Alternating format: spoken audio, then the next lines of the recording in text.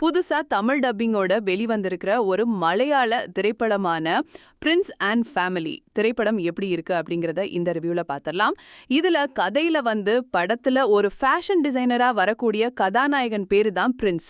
இவர் பாத்தீங்கன்னா வீட்லயே மூத்த ஆளு, 2 தம்பிங்க இருக்கிறாங்க. அவங்களுக்கு கல்யாணமாயி குழந்தைங்கள்லாம் இருக்கு. ஆனா இன்னும் அவருக்கு கல்யாணம் ஆகல.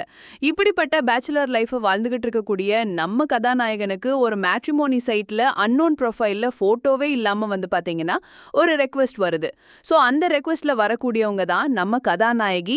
ஸோ வயசு 24, வெயிட் 54, இதெல்லாம் ஒரு ஃபேக் ப்ரொஃபைலாக தான் இருக்கும் அப்படின்னு நினைக்கும் போது ஒரிஜினல் ப்ரொஃபைல் தான். அப்படி வரக்கூடிய நம்ம ஹீரோயின் பார்த்தீங்கன்னா ஒரு சோஷியல் மீடியா ஒரு செலிபிரிட்டியா இருக்கிறாங்க. ஸோ இப்படிப்பட்ட ஹீரோயினா கல்யாணம் பண்ணதுக்கு அப்புறம் நம்ம ஹீரோ எந்த மாதிரியான விஷயங்களை ஃபேஸ் பண்றாருங்கிறது தான் படத்தோட மிச்ச கதை. இந்த படத்தை பொறுத்த வரைக்கும் ஒரு நல்ல கண்டென்ட், அதுக்கு ஏத்த மாதிரியான ஒரு நல்ல கேஸ்டிங்கை சூஸ் பண்ணியிருக்கிறாங்க. ஸோ கதாநாயகி இந்த படத்துல பாத்தீங்கன்னா ஒரு ப்ரீ இன்டர்வலுக்கு அப்புறம் தான் வராங்க.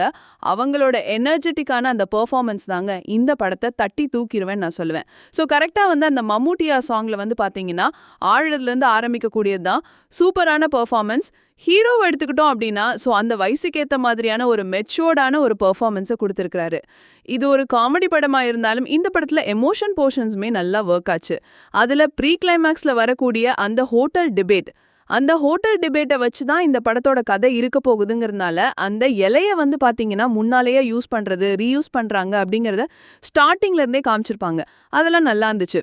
இப்படி படத்தோட ஃபர்ஸ்ட் ஹாஃப் ஃபுல்லுமே ஒரு பக்காவான காமெடி என்டர்டெய்னர் அப்படின்னா, படத்தோட செகண்ட் ஹாஃப் ஃபுல்லுமே ஒரு நல்ல சோஷியல் இன்ஃப்ளூயன்சர் பாத்தீங்கன்னா அவங்க ட்ரெண்டிங்ல இருக்கணும் அப்படிங்கிறதுக்காக அவங்க பண்ணக்கூடிய விஷயங்கள் இன்னொரு குடும்பத்தை எப்படி பாதிக்குது அப்படிங்கிற மாதிரி சூப்பரா முடிச்சிருப்பாங்க.